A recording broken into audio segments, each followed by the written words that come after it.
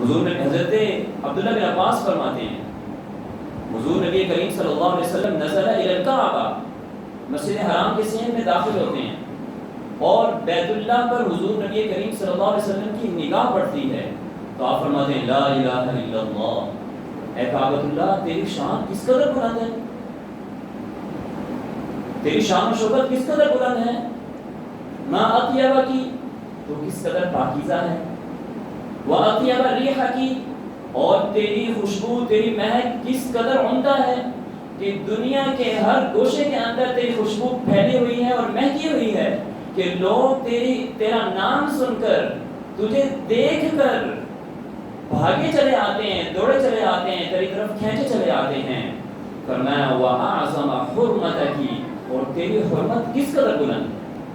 پھر حضور نے فرمایا وَالْمُؤْمِنُ أَعْظَمُ حُرْمَةً مِنْكِ،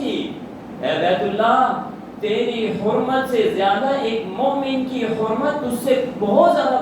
بلند و بالا ہے۔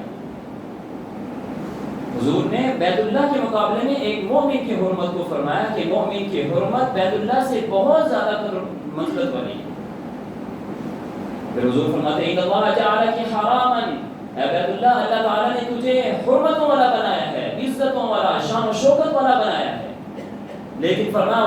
وحرم من المؤمن مالہ ودمہ وعزہ، فرمایا مومن کا خون، مومن کا مال، مومن کا عزت نفس یہ تیری تمام حرمتوں سے بلند و بالا ہے۔ لہذا مومن کو بغیر کسی جرم کے، بغیر کسی ظلم کے قتل کرنا یہ بہت سخت ترین گناہ ہے۔